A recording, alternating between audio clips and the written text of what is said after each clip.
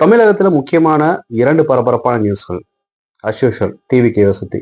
ஒன்று, டிவிகேவுடைய அரசாங்கத்தையும் நம்மளுடைய மாண்புமிகு தமிழக முதல்வர் விஜய் அவர்களையும் பார்த்தீங்கன்னா ஒரு எம்எல்ஏ மறுபடியும் வந்து பார்த்தீங்கன்னா தப்பா பேசியிருக்கிறாரு. ரொம்ப தரம் தாழ்ந்து பேசியிருக்கிறாரு. அவர் என்ன பேசினாரு, அவர் எந்த கட்சியை சேர்ந்தவர், எதுக்காக வந்துட்டு அவங்களை அரெஸ்ட் பண்ணாங்க அப்படிங்கிறது. அடுத்து பார்த்தீங்கன்னா மக்களுடைய ஒரு முக்கியமான ஒரு பிரச்சனையை வந்து பத்தி பேச போறோம்.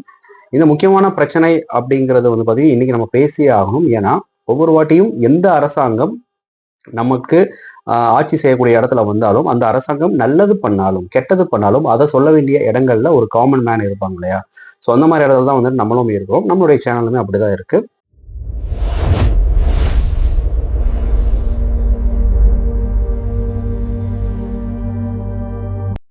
ஃபர்ஸ்ட் நான் சொன்ன மாதிரி தமிழக மக்கள் ஒரு சில விஷயங்களால வந்து இன்னைக்கு அஃபெக்ட் பண்ணப்பட்டிருக்கிறாங்க. முக்கியமா பாத்தீங்கன்னா மின்சார கட்டணம், மின்சார இஷ்யூ. நம்மளுடைய தமிழகத்தின் முதல்வர் விஜய் அவர்கள் ஒரு ஆட்சி பொறுப்பேற்றதுமே பார்த்தீங்கன்னா முக்கியமான 2 விஷயங்களுக்கு கையெழுத்து போட்டாரு. ஒன்று எல்லா வீட்லையுமே பார்த்தீங்கன்னா 200 யூனிட் இலவச மின்சாரம் அப்படிங்கிறது. 2வது பார்த்தீங்கன்னா இந்த சிங்கப்பெண் சிறப்பு அதிரடிப்படை. இந்த 200 யூனிட் மின்சாரத்திலுமே பார்த்தீங்கன்னா நிறைய குளறுபடிகள் இருந்ததாக சொல்லப்படுது. தமிழகத்துல டிவிகேவுடைய ஆட்சி நிறைய இடங்கள்ல ரொம்ப சிறப்பா சூப்பரா நடந்துட்டு இருந்தாலும் முக்கியமான சில டிபார்ட்மெண்ட்ஸ்ல அவங்க இன்னுமுமே பார்த்தீங்கன்னா கொஞ்சம் இம்பேலன்ஸ்டா இருக்காங்க அப்படிங்கிற ஒரு விஷயம் சாதாரண மக்கள் கிட்ட வந்துட்டு பேசப்படுறது. அண்ட் அவங்களும் இப்பதான் ஆட்சிக்கு வந்திருக்கிறாங்க.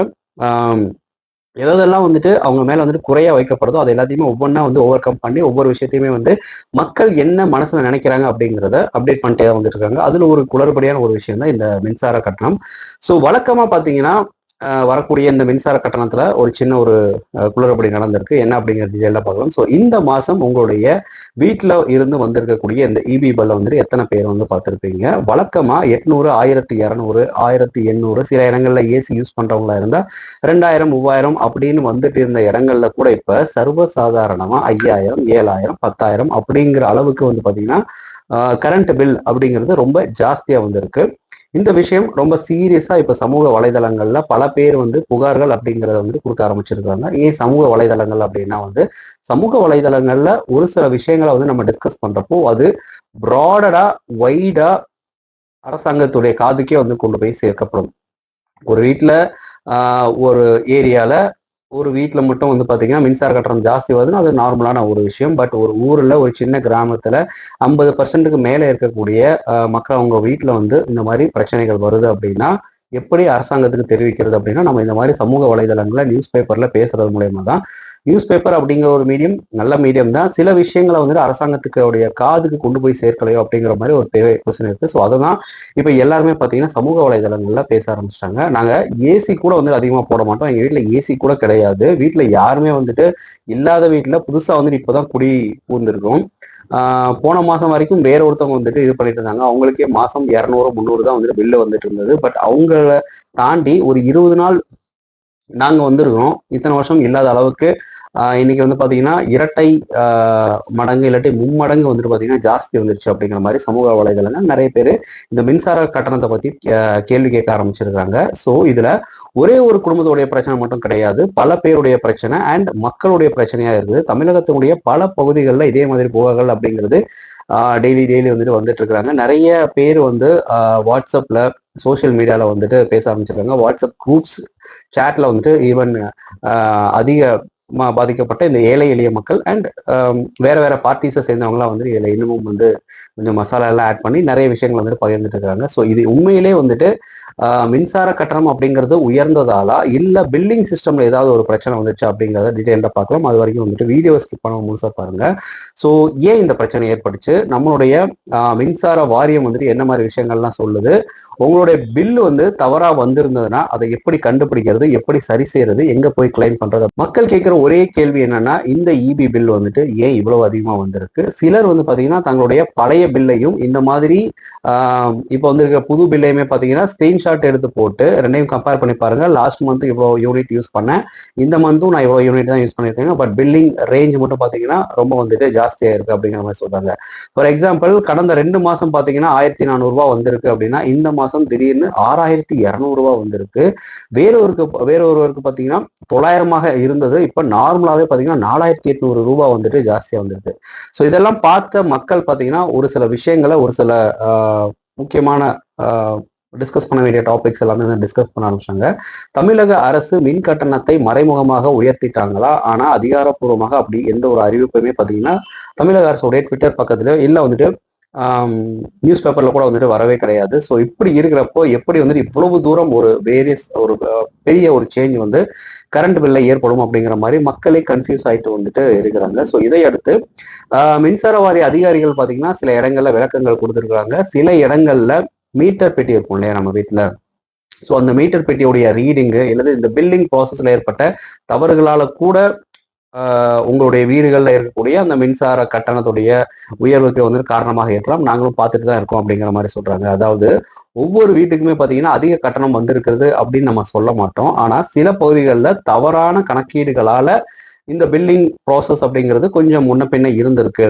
எல்லா மக்களுமே அஃபெக்ட் ஆயிருக்காங்க நாங்கள் சொல்ல மாட்டோம். எல்லா இடங்கள்லயும் இருந்து எங்களுக்கு புகார்கள் வரல. பட் ஆப்வியஸ்லி புகார்கள் வந்துட்டு இருக்கு.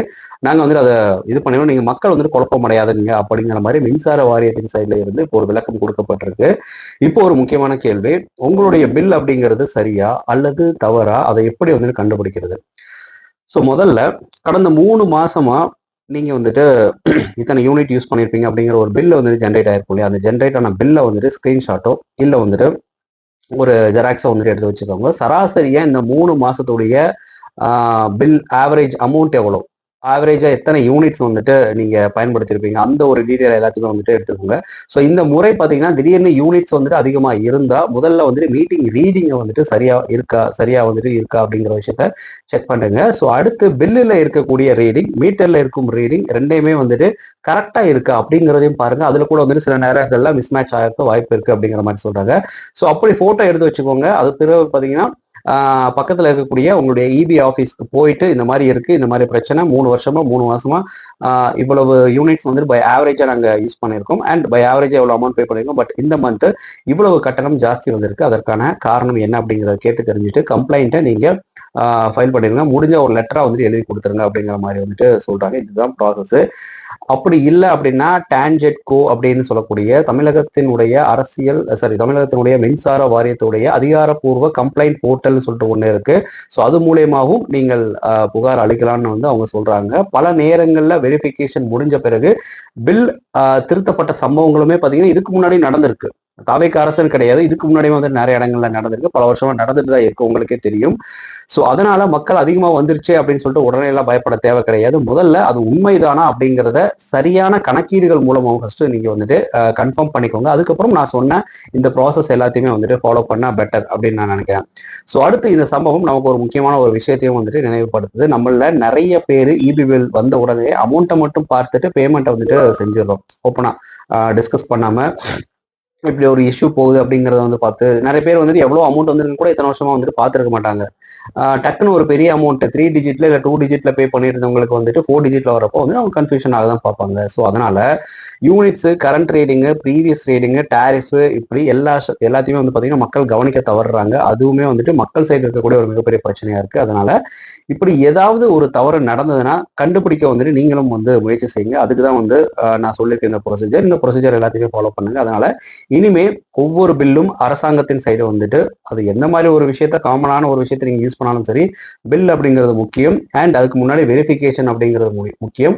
இந்த ப்ரீ செக்ஸ் எல்லாம் முடிஞ்சதுக்கு அப்புறம் நீங்க தாராளமா நான் சொன்ன ப்ராசஸ் வந்துட்டு ஃபாலோ பண்ணலாம். இப்போ அடுத்த விஷயத்துக்கு போகலாம். அதாவது நம்மளுடைய தாவேக்க அரசாங்கம் தமிழகத்துல ஆட்சி பொறுப்பேற்று ஒரு 2-3 மாசம் ஆக போகுது. இந்த 2-3 மாசத்துல இப்போ சமீப காலங்கள்ல நிறைய ஆப்போசிட் பார்ட்டிஸ் உடைய எம்எல்ஏக்கள் எல்லாம் கைது செய்யப்படுறாங்க. சிலர் முன்னாடி செஞ்ச ஊழல்னால கைது பண்ணப்படுறாங்க. சிலர் ஒரு மாநிலத்தினுடைய முதலமைச்சர் அப்படிங்கிற ஒரு மரியாதை கொடுக்க தெரியாத சிலர் பார்த்தீங்கன்னா கண்டினியூஸா அரெஸ்ட் பண்ணப்பட்டுட்டே இருக்காங்க. இன்னுமே முதலமைச்சர் விஜய் அவர்களை வந்து பார்த்தீங்கன்னா இவன் ஒரு சாதாரண நடிகர் தான் அப்படிங்கிற மாதிரியே வந்து நினைச்சிட்டு நிறைய பேர் அந்த மாநிலத்தினுடைய முதல்வருக்கு கொடுக்க வேண்டிய மரியாதையை கொடுக்காததுனால அடுத்தடுத்து வந்துட்டு புகார்கள் வந்துட்டு இருக்குது.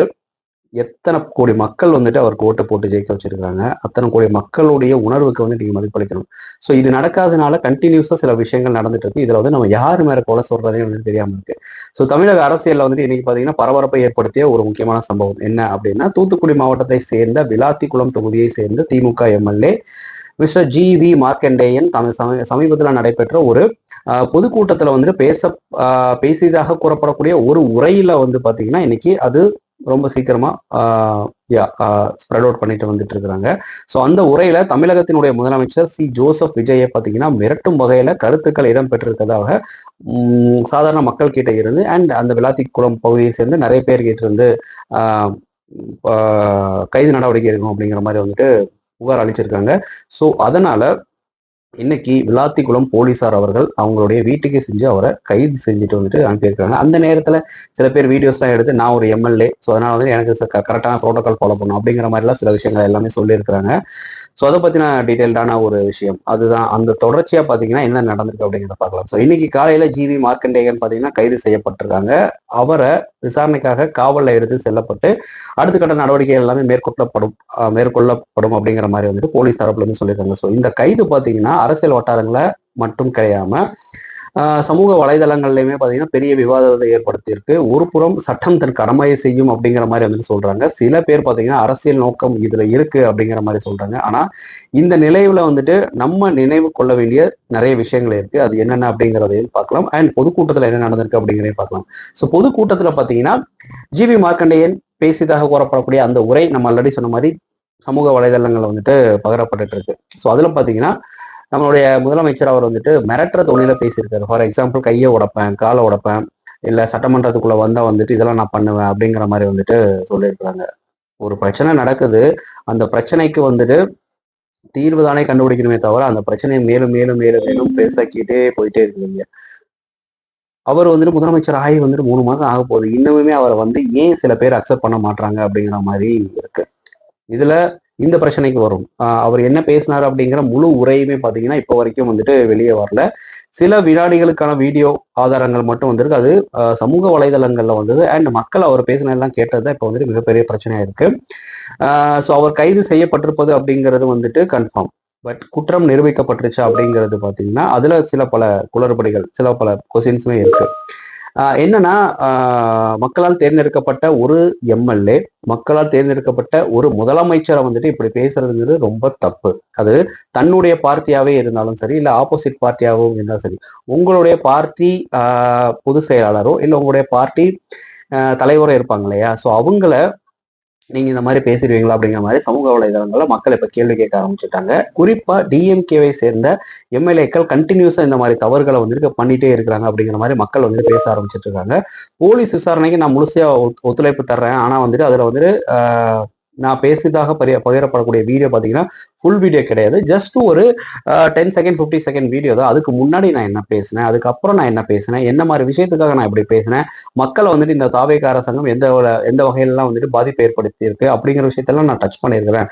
ஸோ அதை பற்றியெல்லாம் வந்துட்டு நீங்க ஏன் வந்துட்டு எடுத்துக்க மாட்டேங்கிற, புகாரை வந்துட்டு ஏன் அளிக்க மாட்டேங்க, ஒரு புகார் எடுத்தா வந்துட்டு முன்ன பின்ன என்ன நடந்தோ அதை மட்டும் வந்துட்டு ஃபுல்லா தெரிஞ்சுக்கிட்டு தயவு செய்து வந்துட்டு என்ன அரெஸ்ட் பண்ணுவாங்க, நான் வந்துட்டு முழு ஒத்துழைப்பு தரேன் அப்படிங்கிற மாதிரி தான் வந்துட்டு இவர் சொல்லியிருக்காரு. பட் இப்போ இந்த கைது நடவடிக்கையை பாத்தீங்கன்னா 2-3 தரப்புகள் வேற வேற விதமா வந்துட்டு பேச ஆரம்பிச்சிருக்காங்க. ஒரு தரப்பு பாத்தீங்கன்னா அரசியல் தலைவர்கள் பேசும் ஒவ்வொரு வார்த்தையும் பொறுப்புடன் இருக்க வேண்டும் அப்படிங்கிற மாதிரி சொல்றாங்க. மற்றொரு தரப்பு கருத்து சுதந்திரம் பாதிக்கப்படக்கூடாது, முழு சூழலையும் ஆராய்ந்த பிறகே நடவடிக்கை எடுக்க வேண்டும் அப்படிங்கிற மாதிரி வந்துட்டு சொல்றாங்க. சாதாரண மக்கள் வந்துட்டு நாங்க வந்துட்டு அவரை முதலமைச்சரா தேர்ந்தெடுத்துட்டோங்க, அப்போ வந்துட்டு நீங்க எங்களுடைய உணர்வுக்கு வந்துட்டு மதிப்பளிக்கணும் இல்லையா. ஸோ அரசியல் மேடைகள்ல பேசுறப்போ வந்துட்டு கொஞ்சம் நாகரிகமா பேசுறது ஏன் வந்துட்டு இந்த திமுக அரசு கண்டினியூஸா வந்துட்டு மிஸ் பண்ணிட்டே இருக்குது. அப்போ இத்தனை நாள் நீங்க வந்துட்டு பேசுனீங்க, உங்களுடைய அரசாங்கம் வந்துட்டு இருந்தது, பட் நாகரிகம் தவறி வந்து இல்ல பர்சனல் விஷயங்களை எல்லாம் வந்துட்டு வெளியே கொண்டு வர அந்த மாதிரிலாம் வந்துட்டு நீங்க பண்ணாதீங்க.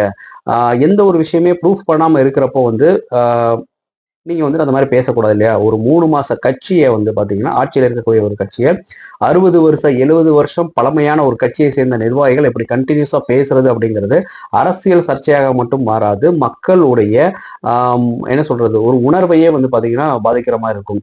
இப்போ இன்னைக்கு சூழ்நிலைக்கு மறுபடியும் ஒரு எலெக்ஷன், ஒரு பை எலெக்ஷன் வந்ததுன்னா அது நம்மளுடைய ஆண்ட அரசாங்கத்தை தான் வந்து பாத்தீங்கன்னா பாதிக்கும். அண்ட் 3வது தரப்புல இருக்கக்கூடிய அரசாங்கம் ஐ மீன் தரப்பு பார்ட்டியும் வந்து பாதிக்கும்.